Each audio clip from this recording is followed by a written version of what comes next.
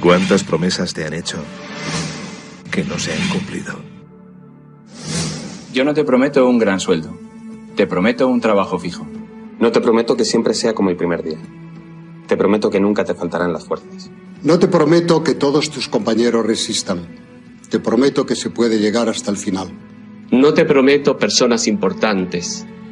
Te prometo personas que no saben cuánto valen. No te prometo que vayan a hacer caso de lo que digas. Te prometo que querrás repetirlo una y otra vez. No te prometo la comprensión de los que te rodean. Te prometo que sabrás que has hecho lo correcto. No te prometo que te vayan a pedir ayuda. Te prometo que te necesitarán. No te prometo una decisión fácil. Te prometo que nunca te arrepentirás. No te prometo un trabajo perfecto. Te prometo formar parte de un proyecto inolvidable. No te prometo que siempre vayas a obtener resultados. Te prometo que tu trabajo dará mucho fruto. No te prometo que vayas a tener grandes lujos.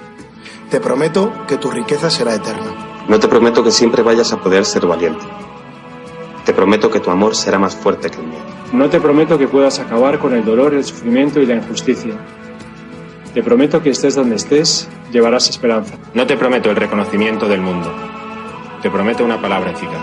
No te prometo seguridades humanas.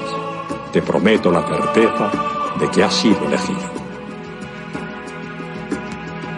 Y te prometo que alimentarás al mundo.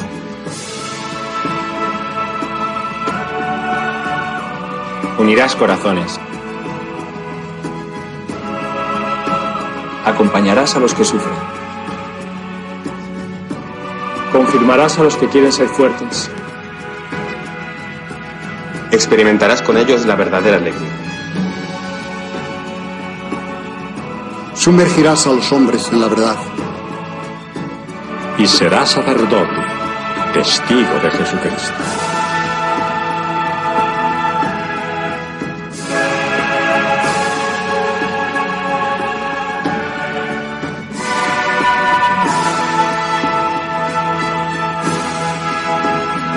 No te prometo una vida de aventuras. Te prometo una vida apasionante.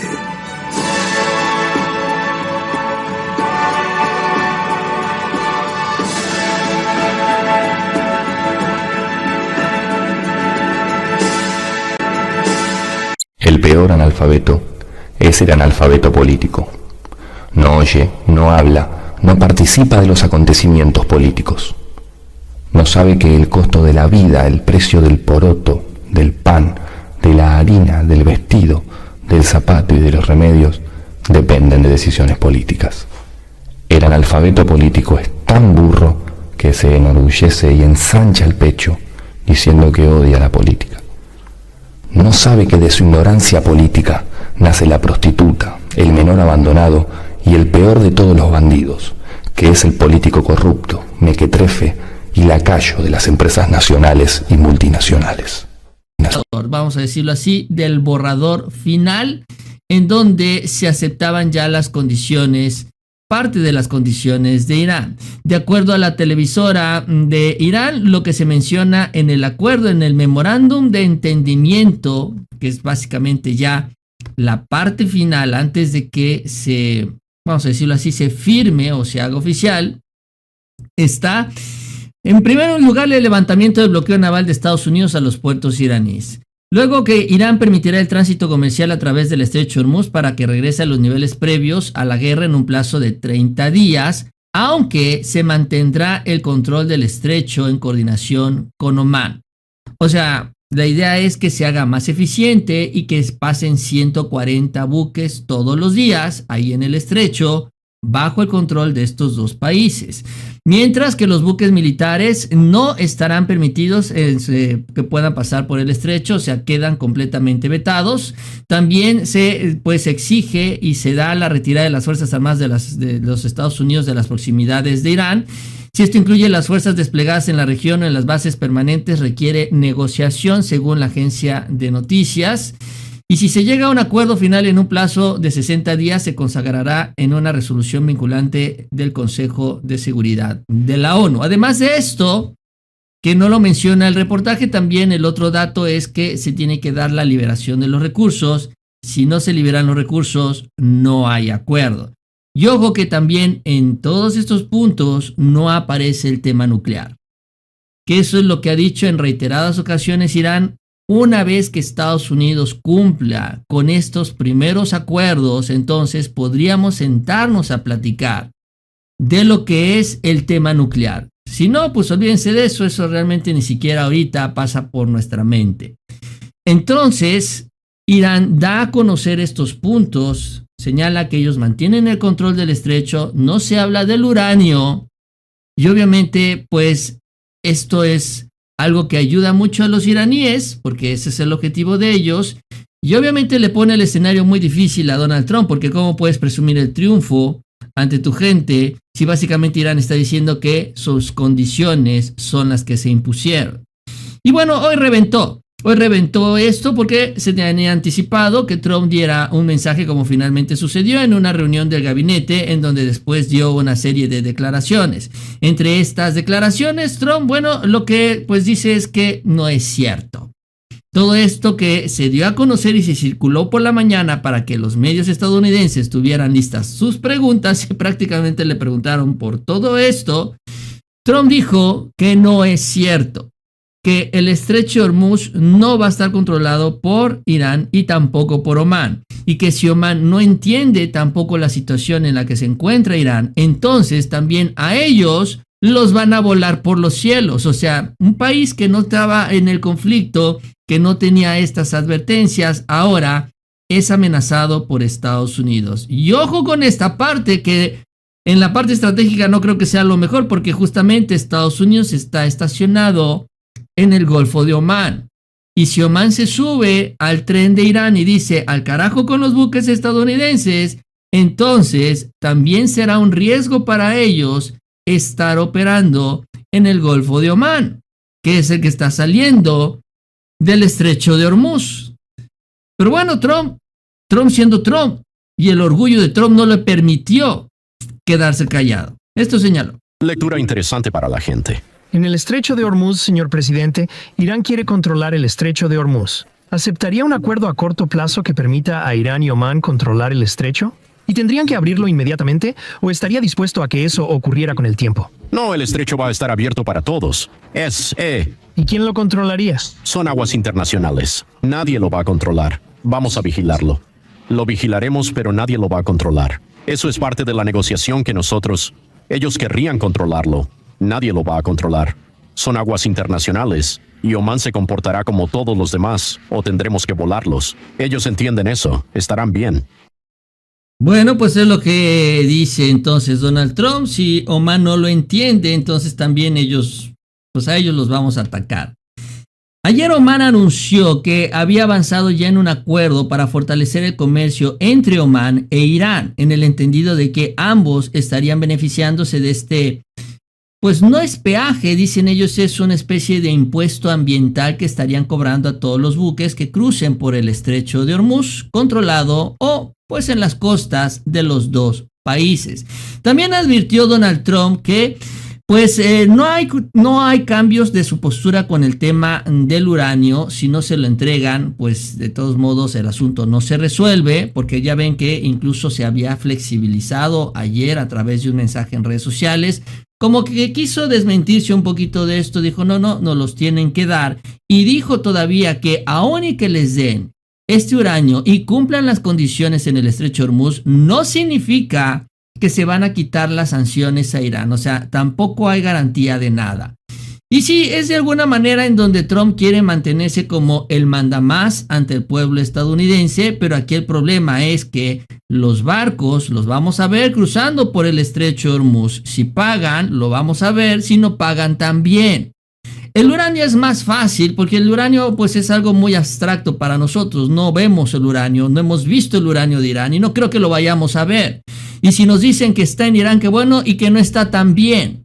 Realmente ahí sí es muy difícil de comprobar la situación del uranio, que hace mucho más fácil poder manipular el discurso en una eventual negociación.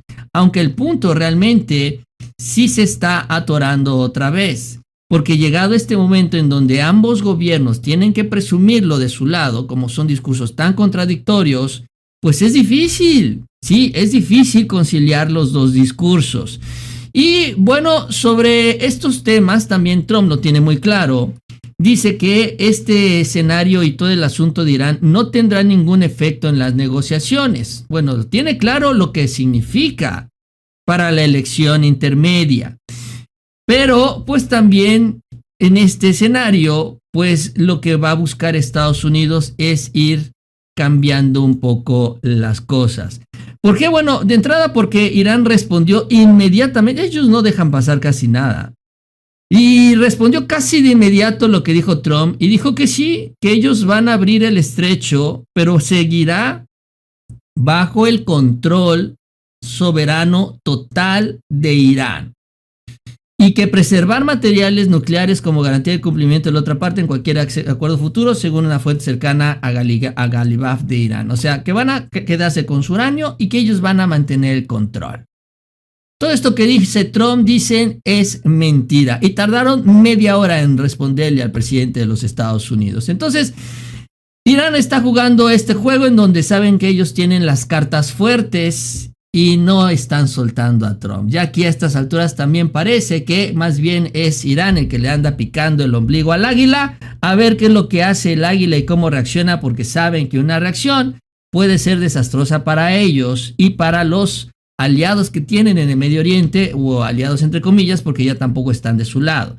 Por eso Trump ahora está desesperado en tratar de inclinar el discurso hacia otra parte, y esta parte es el continente americano. El día de hoy también entró y salió a relucir el tema de lo que está sucediendo de este lado de Occidente, cortesía del secretario de la guerra, en donde se refirió que siguen avanzando en la otra guerra, porque esto es lo que presume Trump, que está haciendo estas guerras y que estas guerras están beneficiando a Estados Unidos. El presidente de la paz presumiendo las guerras. Pero esta es la guerra en contra de los cárteles, en donde tienen ya un esquema que se estableció con el famoso Escudo de las Américas, y esto pues es el instrumento internacional para realizar una guerra en el continente americano con sus países aliados.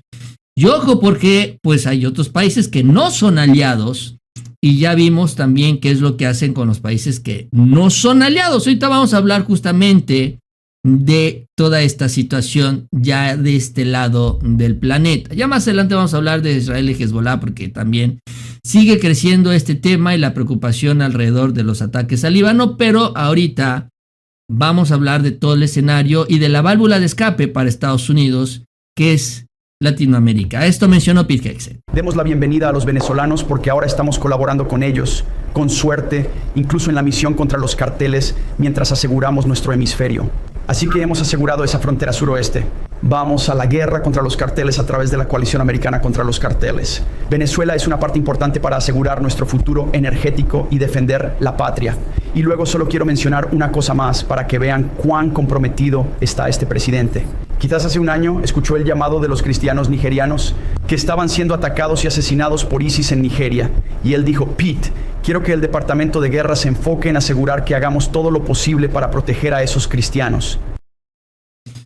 Pues eso es lo que dice Donald Trump. Entonces, el famoso Escudo de las Américas se convirtió ya en una coalición para combatir al cártel, a los cárteles en el continente americano. Así la descripción.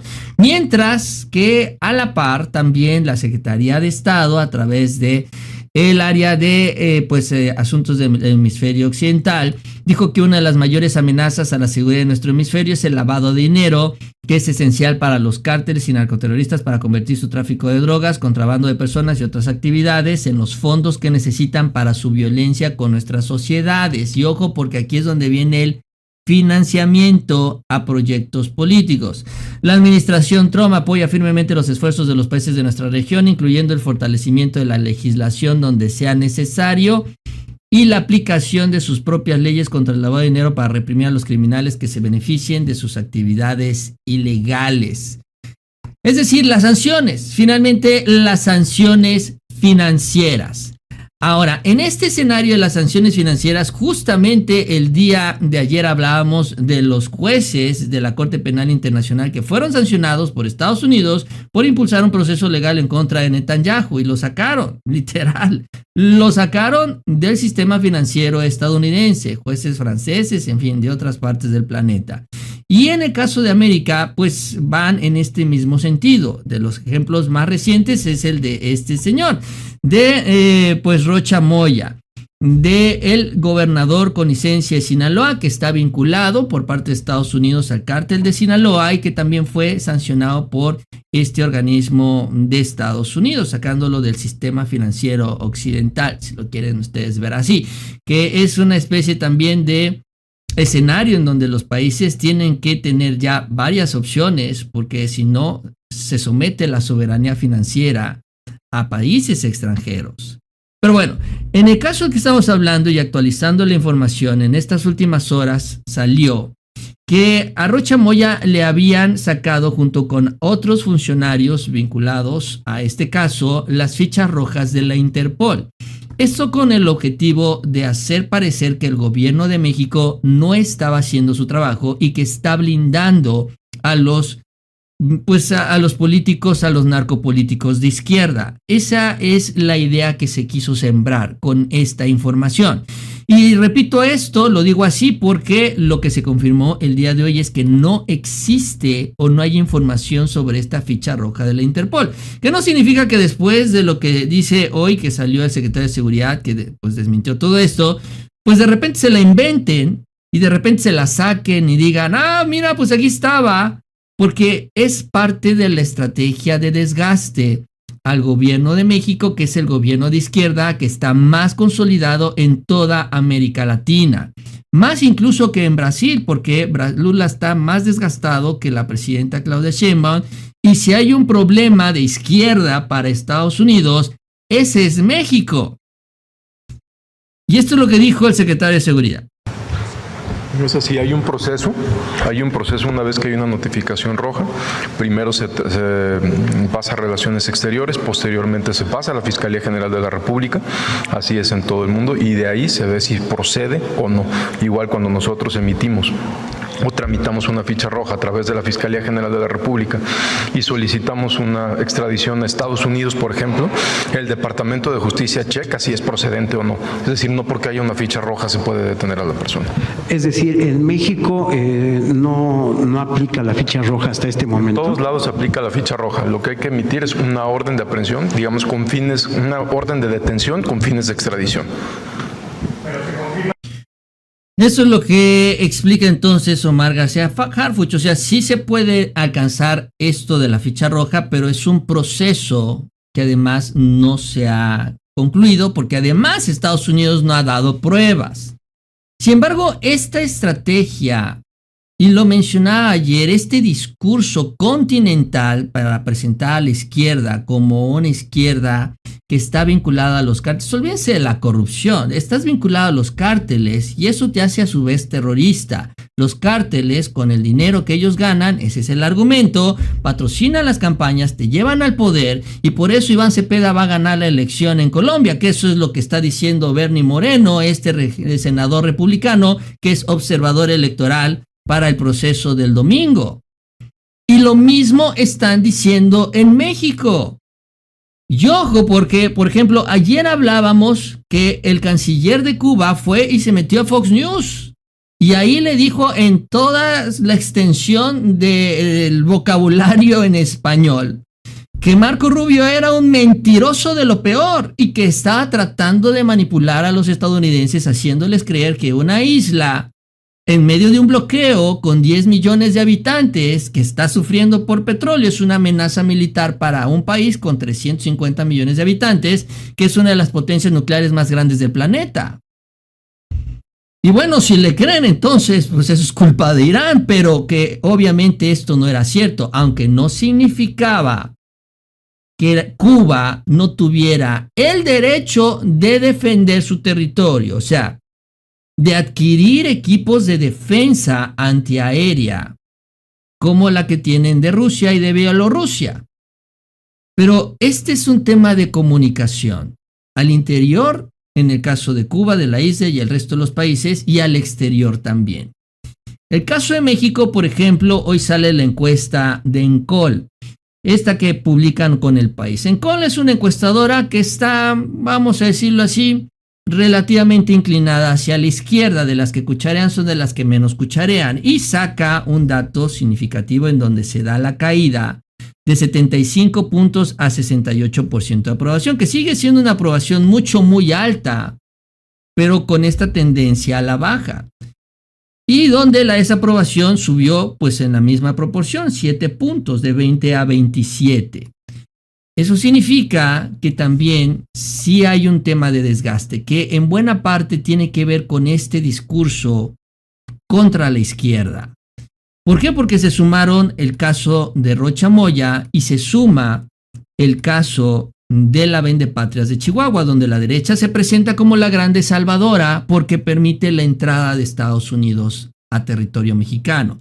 Y esto incluso se ve en otra parte de la encuesta. Miren, donde dice cuál considera que es el principal error del gobierno de México, del gobierno de la presidenta en México. El 17% dice no combatir la inseguridad y el 9% no combatir el narcotráfico. En total 26%. ¿Qué es lo peor? Dicen. Y eso que México ha entregado casi 100 capos de la droga desde que está ahí Donald Trump, detenidos por nuestro país y enviados a Estados Unidos. Y dicen que México no está haciendo nada. Porque si se empiezan a decir que hay resultados, entonces se les acaba el discurso y no hay manera de seguir desgastando al gobierno de izquierda. Y esto es también parte de la comunicación. ¿Por qué? Bueno, porque ellos están metidos en esto. Ya hablamos del Honduras Gate, que todos sabemos que los líderes de la derecha están desviando dinero, dando $350,000 cada uno para impulsar estrategias mediáticas en todo el continente en contra de la izquierda. Y México no es la excepción.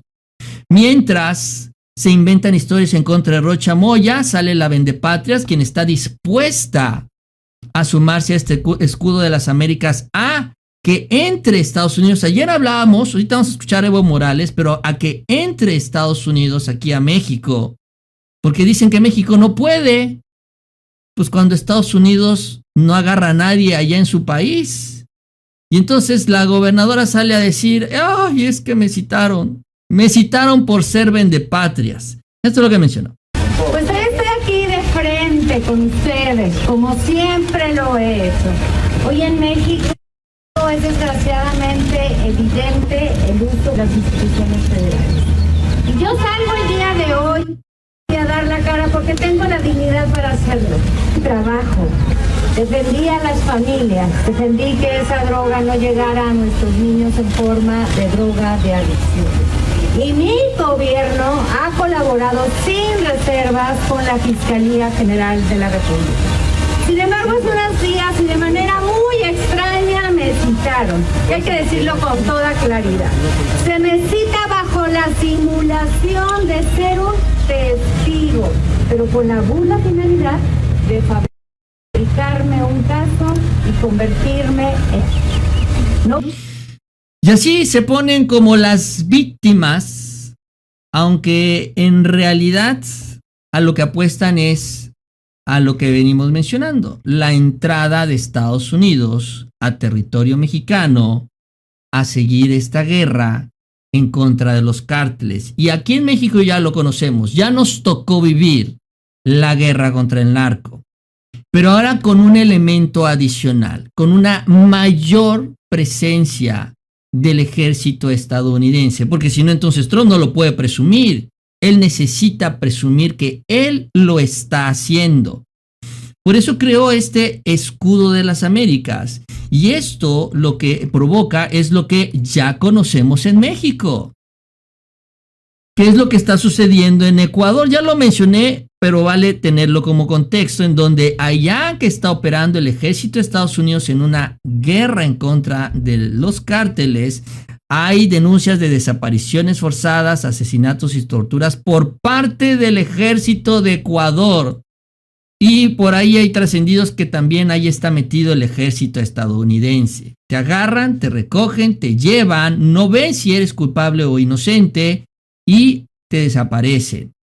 Y es un poco el mismo concepto que utiliza Israel allá en Líbano. Es que los cárteles están revueltos con la ciudadanía, con la población civil. Pues ni modo, tenemos que arrasar con todo porque si no entonces no damos en contra de los cárteles. Esto es lo que quiere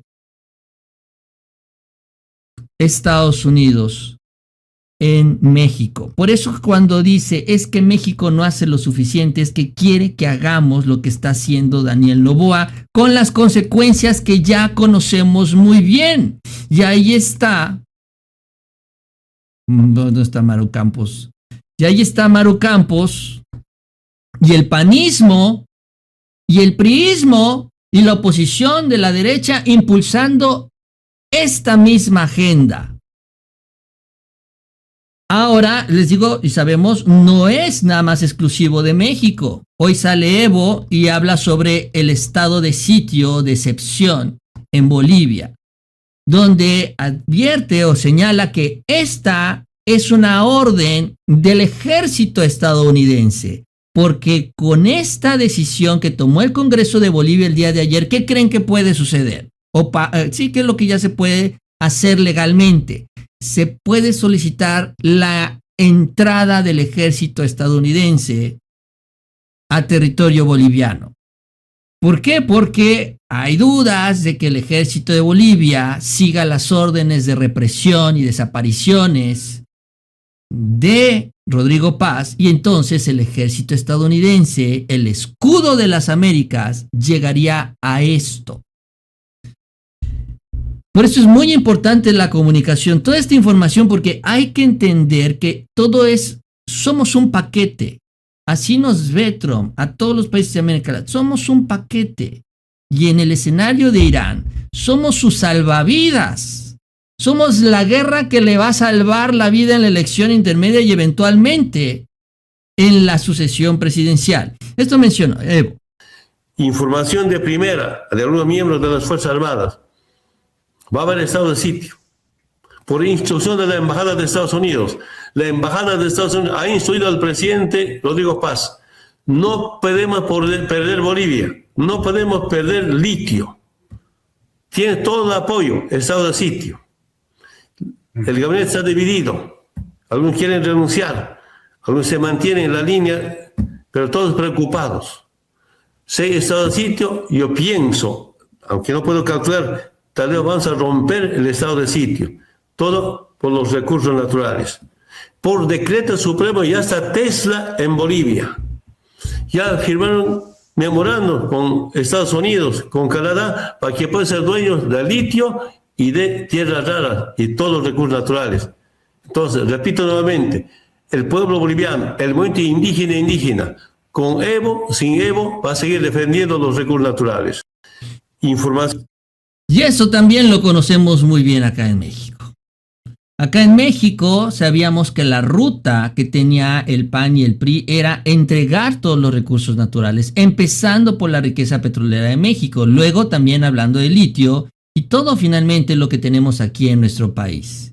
Y eso es lo que se pelea en Bolivia, y eso es lo que se pelea en el resto de América Latina, eso es lo que se pelea en Brasil. Ayer por eso hablábamos de Fabio Bolsonaro, que señaló que pues ya si él llegaba a la presidencia iba a firmar también un acuerdo para entregar los recursos naturales de Brasil a Estados Unidos, a cambio de que la derecha lo ayude a llegar a la presidencia y pues en caso de ser necesario recurrir al escudo de las Américas, que a quien también dijo pues nos vamos a unir inmediatamente, porque eso significa cederle el control también al ejército estadounidense en caso de ser necesario. Yo ojo con esto porque hoy Marcelo, el secretario de Economía, dijo que ya por instrucciones de la presidenta les informo que hemos convenido con el equipo negociador de Estados Unidos para pues ir a la segunda ronda de negociaciones entre el 16 y 17 de junio a Washington y una tercera ronda de negociaciones en México el 20 de julio para ir en la renegociación del TEMEC. ¿Y qué es lo que va a pedir Trump y Estados Unidos en la renegociación del TEMEC? Pues lo estamos viendo. Estamos viendo qué es lo que quieren. Ya dijo Evo, allá se firmó un acuerdo ya con Tesla directamente. Entonces aquí tenemos ya una serie de reformas constitucionales que están ahí como candados. Pero también eventualmente Estados Unidos pida, reclame, exija a México cambios constitucionales en este sentido, a reserva de sanciones, castigos, persecución, acusaciones, etcétera, y un gran etcétera, en donde hay mucho capital invertido en medios, en generar toda esta estrategia de comunicación a nivel continental. Así que en todos estos temas que venimos hablando, si bien es muy importante la comunicación al interior para evitar la manipulación de la opinión pública en cada país, también es muy importante lo que ha hecho Irán y lo que ha hecho Cuba, que se han ido a meter allá a Estados Unidos a decirles a los estadounidenses, ojo con esto, porque no es cierto todo lo que les están diciendo, y no es cierto que México esté abusando de Estados Unidos, sino al contrario. Es una alianza que ha beneficiado a los dos países, porque la economía de Estados Unidos no tendría los niveles de crecimiento y producción que tiene sin México, y tampoco tendría los ingresos que está recibiendo sin México, que somos su principal comprador en el mundo. Entonces, si no se lo decimos esto a los estadounidenses, ellos van a dejarse llevar por discursos falsos. Y ahorita varios campesinos están preocupados por lo de Irán, porque pues todo esto ha generado la elevación de los precios de los fertilizantes, en fin, también problemas de distribución, todo lo que conlleva el cierre del estrecho de Hormuz.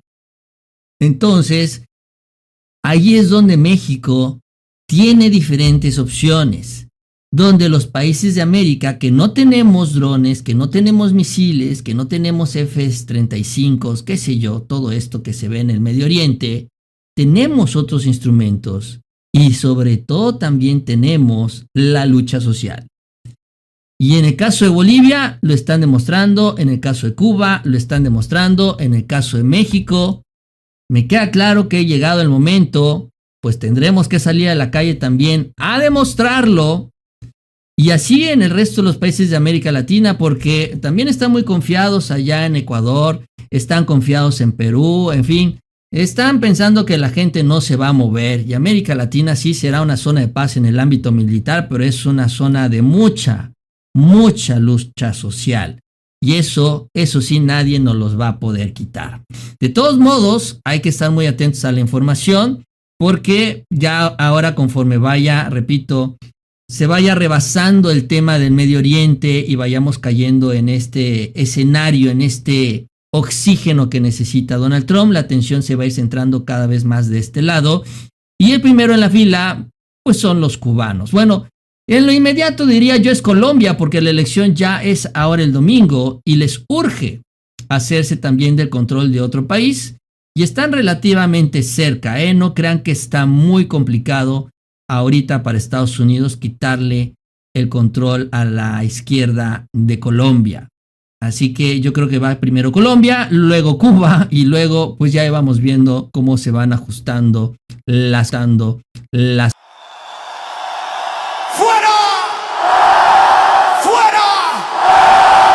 Yankees de América Latina.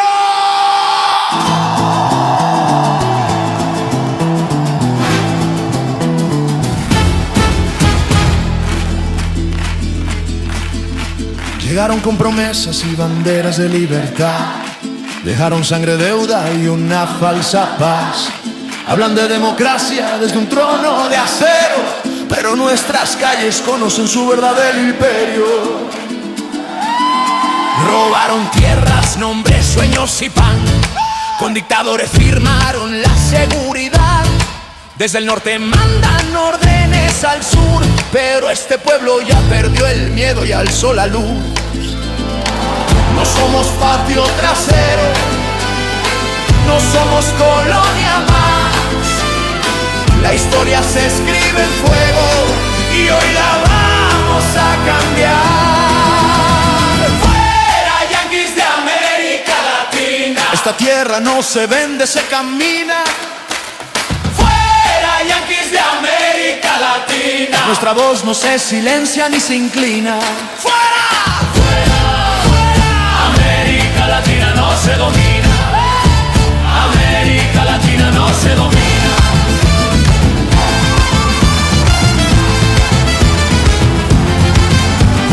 Bases militares sobre pueblos sin voz. Corporaciones mandando más que Dios. Llaman ayuda al saqueo legal, pero la dignidad no la pueden comprar.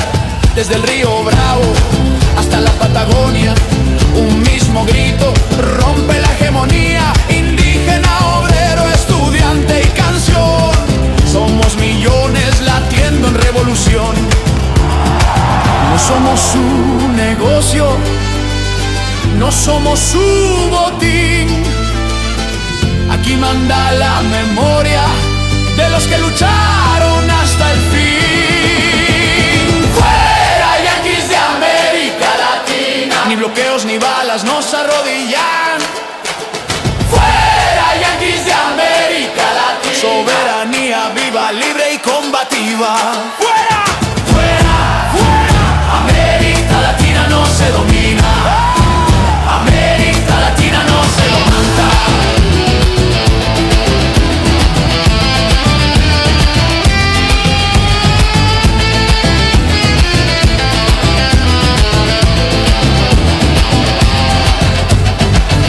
Golpes, no más mentiras, no más imperios sobre nuestras vidas. La patria es grande, la lucha también. Si tocan a uno, respondemos 100. Yankees de América Latina. Desde el barrio hasta la cordillera.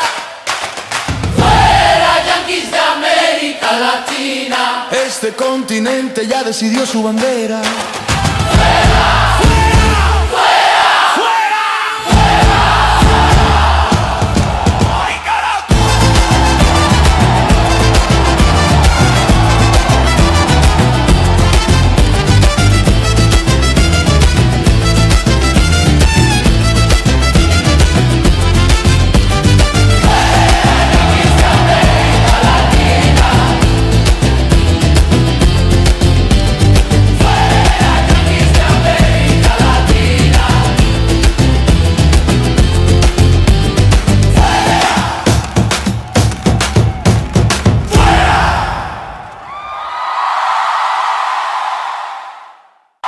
El despojo es escandaloso. Y lo que te voy a contar debería estar en casi todos los medios, las 24 horas, porque es de una impunidad que no se puede creer. Un personaje llamado Hugo Barabucci tuvo la osadía de iniciarle juicio por usurpación a una persona que vivía dentro de las tierras que él compró. La mujer se llama Soledad Cayunao, es madre de 4 hijos y miembro de una comunidad originaria que desde hace centenas de años vive en el lugar. Le vendieron la tierra con la gente adentro. En pleno juicio, el juicio que él inició, acorralado por las pruebas, Barabucci tuvo que confesar lo innombrable, que compró esas tierras claves llenas de glaciares, nacientes de agua, bosques, gracias a una donación sin cargo de más de $2 millones realizada por el mismísimo emir de Abu Dhabi, Mohammed bin Zayed Al Nahyan. Perdón si no me sale correctamente. El objetivo real: establecer un refugio geopolítico estratégico y blindado en nuestro suelo. Y claro, esto destapó otra olla más grande. ¿A quién le compró esas tierras? Se las compró al empresario Marcelo Mindlin, quien a su vez las había adquirido en el año 2009 por apenas $20 cada hectárea. Pero acá viene el verdadero pico de impunidad y que demuestra la premeditación. ¿Quién es Marcelo Mindlin? Nada menos que el socio histórico del británico Joe Lewis en Pampa Energía. Y hay más.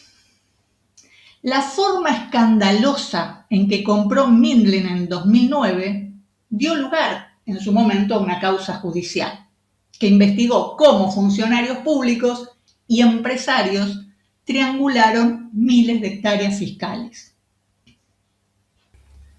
Te lo explico fácil y claro para que se entienda, porque es calcado a cómo compró Lewis las tierras de la cordillera y las de la costa también, claro. La ley de tierras de Río Negro prohibía explícitamente venderle tierras fiscales a sociedades comerciales o a grandes terratenientes. La tierra estaba pensada en ser para quienes la trabajan. Entonces usaron campesinos pobres como testaferros. Les dieron 2 mangos para que firmen los papeles ante el gobierno de Río Negro, como que ellos eran los dueños, y se la estaban vendiendo a Mindlin. Y así pudieron quedarse con la cordillera en zona de seguridad de fronteras a precio de liquidación. Inmediatamente después de recibir el título, estos campesinos, que no tenían recursos para explotar semejantes extensiones de tierra, le vendían o les cedían los derechos a las empresas del grupo Mindlin, Joe Lewis a través de Van Diemenmark y otros magnates. La justicia penal imputó a los funcionarios por incumplimiento de los deberes de funcionario público y negociación incompatible con el ejercicio de la función pública. La causa penal avanzó rápidamente entre 2012 y 2014, impulsada por denuncias de legisladores y asambleas socioambientales. El procesamiento judicial penal demostró que el exdirector de tierras de la provincia, Daniel Tait, y otros funcionarios públicos habían entregado de manera express los títulos de propiedad. Y las sumas eran ridículas. Estamos hablando de que les vendían tierras fiscales por $3 la hectárea. Los jueces rionegrinos, con el cambio de gobierno nacional en 2015, se sentaron sobre la causa y, aprovechando que la justicia no había bloqueado preventivamente los títulos de propiedad de esas, escucha bien, 19.269 hectáreas, Mindlin en 2017 le firma la escritura a Barabuchi, el testaferro de los árabes, por más de $2 millones. Al pasar las tierras a Barabuchi, es decir, a la estructura de Mansil Sociedad Anónima y el fideicomiso Amaique, porque ahora te cuento cómo es toda la estructura que armaron, el holding extranjero quedó protegido legalmente bajo la figura de tercero de buena fe, porque es así. Aunque la justicia después hubiera querido recuperar las tierras que Mindlin compró de manera espuria, las tierras ya estaban dentro de una mamushka corporativa y se volvían imposibles de recuperar para el Estado. Pequeño resumen para que no te pierdas. Se las roban al pueblo en 2009 usando la estructura del Estado y cuando las preguntas aparecen se las venden a un holding árabe. Acordate que en 2009 le estaban legalizando la pista a Lewis en la otra punta, o sea, en el este, ¿sí? Ellos estaban comprando, seguían comprando tierras en la cordillera y en la costa atlántica. Para que dimensiones cómo nos camuflan el saqueo en la cara, mirá esta radiografía corporativa. Es una verdadera mamushka jurídica diseñada para ocultar las miles de hectáreas, tanto en la cordillera como en la costa atlántica de la provincia de Río Negro.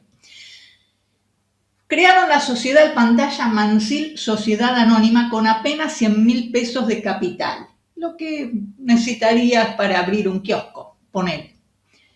10 días después abren otra empresa llamada Genghis y en inmediato meten todo dentro de una caja fuerte jurídica llamada Fideicomiso Amaique. Una estructura perfecta donde los verdaderos dueños se esconden detrás de apoderados para que nadie sepa a quién reclamarle. Pero fíjate la línea de tiempo de la traición. En diciembre del 2019 desplazan por completo a los testaferros argentinos. Los ciudadanos emiratíes Osama Hussein y Matar Suhail asumen el 100% del control absoluto. ¿Y saben cuándo se enteró el pueblo argentino? El boletín oficial ocultó esta información durante años. La registraron recién en octubre de 2025. ¿Y por qué esto es grave? Porque hay una preocupación real que hoy se transforma en peligro. No estamos hablando de un simple emprendimiento extranjero. Estamos hablando de apropiación física y planificada del territorio argentino. Con la misma impunidad con la que triangularon la cordillera, compraron el aeropuerto ilegal, ilegítimo en zona de seguridad de fronteras que había construido Lewis y que el gobierno de Cristina Fernández le había autorizado. Hoy en esa zona, garitas de control, alambrado, personal armado que responde a intereses extranjeros y no a la Constitución Nacional, no le permiten el paso a los argentinos.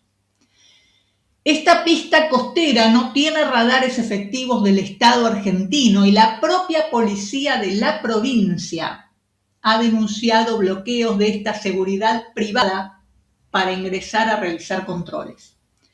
Es un enclave extranjero blindado en la costa atlántica, a 2 horas de Malvinas, donde un ciudadano argentino es tratado como extranjero. ¿Por qué una monarquía de Medio Oriente y una multinacional minera necesitan fronteras internas custodiadas por ejércitos privados? La empresa Mansil, formalmente argentina, pero con dueños reales árabes, no registró la operación de compra-venta del aeropuerto. No la registró ante la Administración Nacional de Aviación Civil, la ANAC.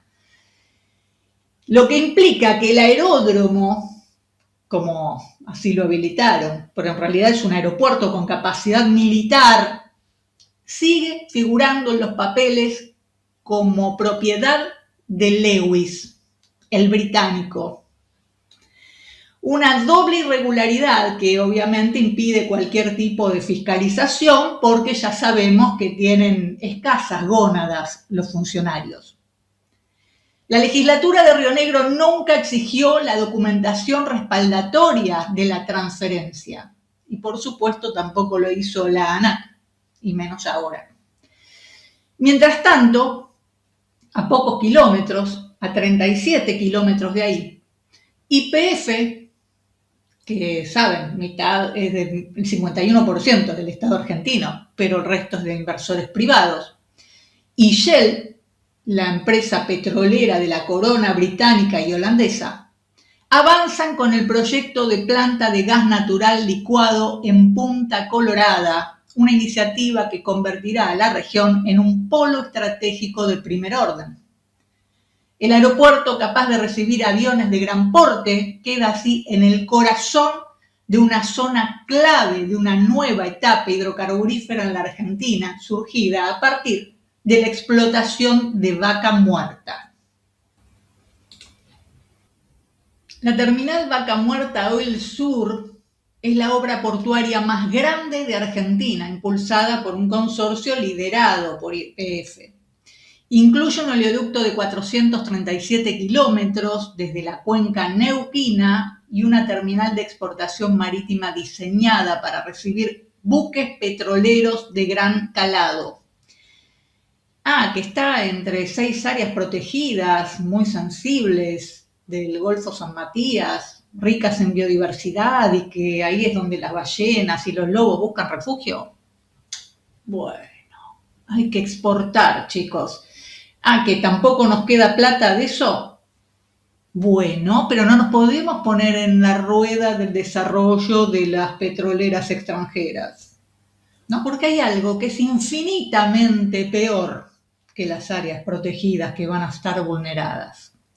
Es que quien controla la tierra fiscal costera controla el acceso al puerto, y quien controla el puerto y tiene una pista aérea privada al lado con seguridad militarizada propia, maneja de forma absoluta la llave de la soberanía energética del país. Diseñaron un territorio liberado para el saqueo corporativo multinacional. Pero pensemos fríamente, tener un puerto con zona franca, libre de impuestos, y un aeropuerto internacional trucho, blindado por mercenarios privados, ya es malo porque ni un mango le va a quedar a la Argentina. Pero ¿sirve solamente para bajar a los gerentes de las petroleras o a los jeques cuando vienen de paseo? No seamos ingenuos. Esa infraestructura sin radares del Estado, donde la ley argentina no entra, es la ruta perfecta para el tráfico ilegal. ¿Quién controla qué entra y qué sale de los aviones que despegan hacia el Atlántico o hacia el extranjero? ¿Quién revisa los contenedores en un territorio donde la autoridad pública fue expulsada? Hablamos de divisas, armas, contrabando, gente, tráfico de personas, tráfico de órganos, recursos estratégicos. Crearon un Estado paralelo, un agujero negro en la soberanía nacional, donde el control lo tiene un grupo de corporaciones y el peligro para nuestra seguridad es absoluto. Y no te confundas, esto no es obra de un solo gobierno. Esto es una carrera de postas de la traición, donde cada administración hizo su parte. Cuando en 2009 le robaban las tierras a los pobladores de Río Negro y se las regalaban a precio de ganga al club de empresarios amigos del británico, la investigación penal avanzó hasta el punto de hacer caer el negocio, casi. Pero la llegada de Mauricio Macri, el amigo de Lewis, al poder, hizo que se pusiera un freno de mano en la justicia. Hubo jueces amenazados, hubo jueces que trabajaron muy bien, pero el Tribunal Supremo de Río Negro terminó por dejar todo en agua de borrajas. Los jueces pisaron la causa para que el expediente durmiera y Mindlin tuviera tiempo para revenderle esas tierras a los árabes y blindar así el despojo. Después vino Alberto Fernández en 2021, viajando a Glasgow, Gran Bretaña, para meter el caballo de Troya del ecologismo, regalándole 625.000 hectáreas fiscales sobre la costa, al lado del aeropuerto trucho de Lewis, a BlackRock, para un proyecto de hidrógeno verde que nunca se hizo y que está más verde que una manzana verde. Con el aval de La Rosada, la gobernadora de Río Negro, Arabela Carreras, ejecutó el trabajo sucio. Reservó y cedió 625.000 hectáreas fiscales en la estepa, en el departamento El Cuy y en la costa de Sierra Grande, a la medida de la corporación, y habilitó un marco legal de zona franca, totalmente libre de impuestos. El relato del ecologismo global, el hidrógeno verde, las energías renovables, fue el caballo de Troya para regalar territorio, impulsado, claro, por Matías Culfas, que en ese momento era el secretario de Producción. ¿No? De esta manera, con la idea de salvar al planeta, Arabela Carreras entregó por 50 años, prorrogables por otros 25, es decir, un total de 75 años, 625.000 hectáreas, justo donde Lewis había construido el aeropuerto.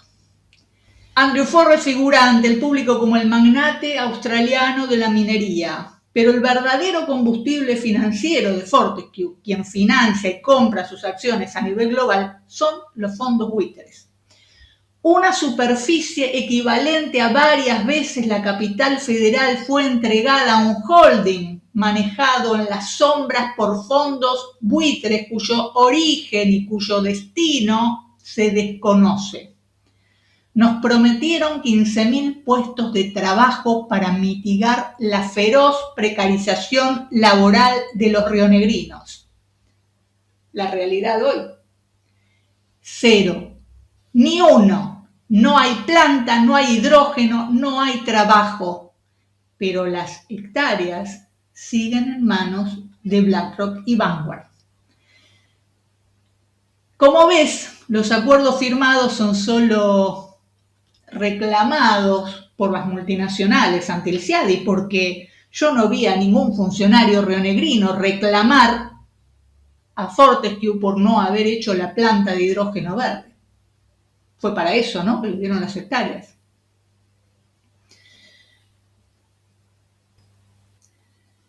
En Río Negro, el 69% de los hogares sufre problemas de vivienda.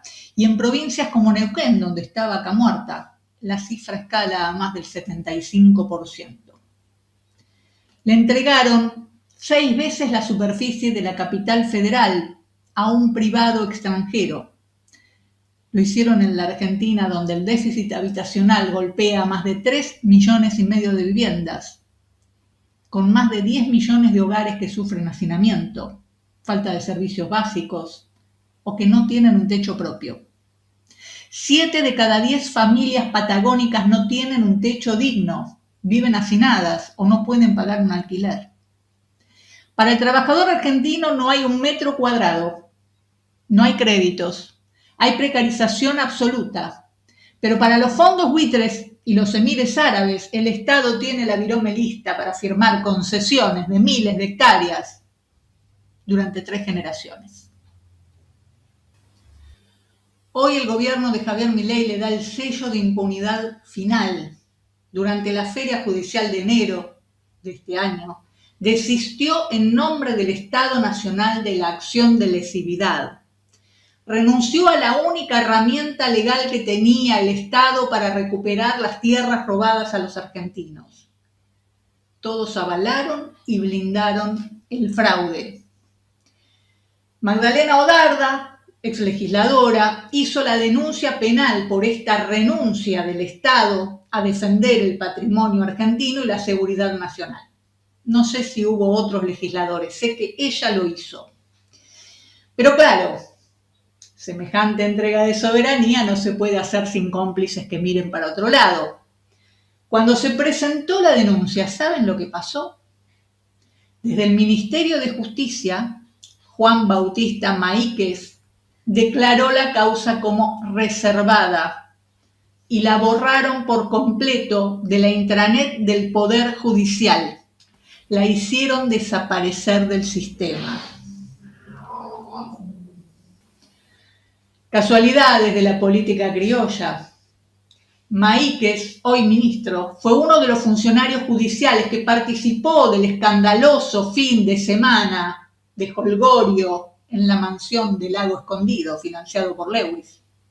Su padre, Coco Maíquez, es el juez que declaró prescriptos los delitos que se le imputaban a exfuncionarios públicos patagónicos y nacionales que permitieron la compra por parte de Lewis de unas 8.000 hectáreas que encierran al Lago Escondido.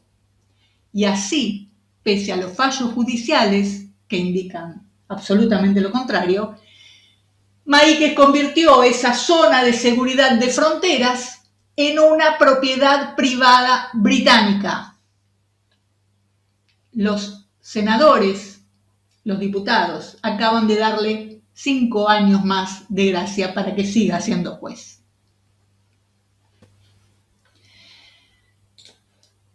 Y ahora vamos a hablar en serio, porque Lewis, Mindlin, los árabes británicos los emires, se mueven en el mismo bloque de poder.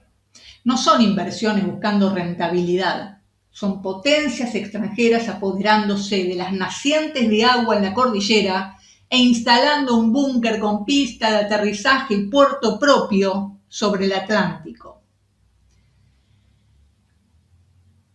Esta es la pinza geopolítica perfecta sobre el Atlántico Sur, en un momento donde además el presidente Milei le acaba de entregar al gobierno de los Estados Unidos el patrullaje del Atlántico Sur. Por un lado, los emires se quedan con las nacientes de agua y el aeropuerto y el puerto. Por otro lado, los fondos buitres garantizan la zona con sus hectáreas regaladas por 75 años. Y en el medio, toda la meseta de Somoncurá está habitada por un pueblo empobrecido, precarizado, despojado de sus propias tierras y hasta del techo por sus gobernantes. Para que no queden dudas, los dueños de Mansil son empleados de los emires árabes y los emires son los que le dieron al yerno de Donald Trump, Jared Kushner, $2.000 millones para inversiones globales. La hermandad del miércoles negro, Lewis, socio de Soros, jefes de Scott Bessent, que a su vez es socio de Caputo, Bausili, Reiber y todos los que tenemos en el Ministerio de Economía, son también estos muchachos socios de Mindlin, que también fue socio de Edelstein en IRSA, y hoy lo son de los árabes británicos, porque eran británicos hasta hace poco que se independizaron. Y todos son socios de Jared Kushner, financista de la Chabad Lubavitch, y se mueven en bloque. Es un bloque de poder que busca controlar los recursos estratégicos en distintos lugares del planeta, y esto incluye tierra, agua, energía y el espacio aéreo. Esto no es una suposición, estos son hechos. Y si todo esto te parece grave, te aviso que es aún peor, porque este entramado tiene ribetes mucho más oscuros. Tenemos que hacer una gran manifestación, una pueblada para sacar a todos estos jueces de mierda, pero una pueblada de verdad, una pueblada contra los jueces, una pueblada que demostremos como el 20 y el 21 de diciembre que el pueblo está harto y podrido y que tiene que salir a la calle. Si no nos animamos a hacer una cosa como el 20 y el 21 de diciembre, aunque nos caguen a palos, ya sé que nos van a venir a pegar, pero lo más importante es hacer una pueblada contra todos los jueces atorrantes que... Pueblo que escucha, únete a la lucha.